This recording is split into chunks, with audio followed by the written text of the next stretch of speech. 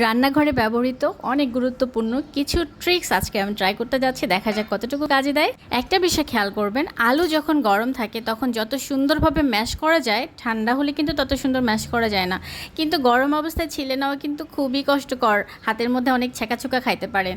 তো এই যে সুন্দরভাবে এত সুন্দর একটা ট্রিক্স অ্যাপ্লাই করে কিন্তু আপনারা গরম আলুটা যেভাবে ছিলে নিতে পারবেন, ঠিক একই পদ্ধতিতে ম্যাশ করেও নিতে পারবেন। এই ট্রিক্সটা আসলেও কাজে লেগে গেছে। আমি এই যে রিসেন্টলি কিছু ট্রিক্স দেখছিলাম অনলাইনে, খুবই ভাইরাল হয়ে গেছে।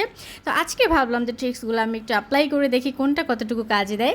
এটা সত্যি কাজে দিয়ে গেছে আমার। 3টা আলু আমি সিদ্ধ করে নিয়েছিলাম, তো তিনোটাই এভাবে আমার কাছে এত মজা লাগছিল কাজটা করতে।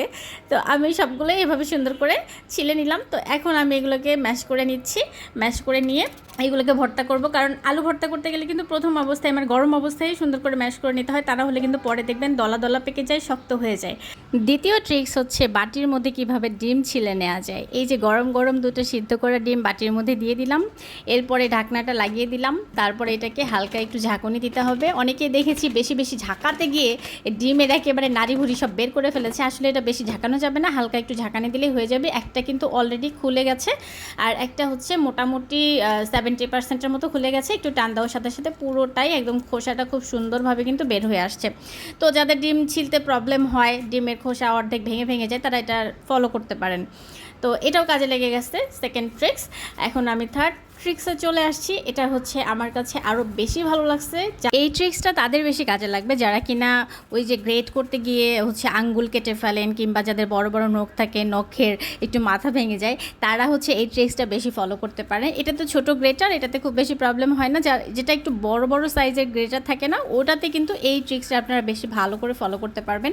একটা প্লাস্টিক দিয়ে এই যে ছোটো ছোটো জিনিসগুলো গ্রেট করা কিন্তু খুবই কষ্টকর, তখন দেখবেন যে হাতের আঙ্গুল কিন্তু আমারও মাঝে মাঝে কাটে। তখন কিন্তু এটা মানে এই ট্রিক্সটা ভালোভাবেই কাজে লাগে আমি দেখলাম। এই যে লেবু কাটিংয়ের ট্রিক্সটা, যখন বড় বড় গোল সাইজের লেবু থাকে না, তখন এই ট্রিক্সটা খুব ভালোভাবে কাজে লাগে। এটা তো চিকন লেবু ছিল, কিন্তু গোল লেবুগুলোতেই এটা খুব সুন্দরভাবে কাজে লাগবে।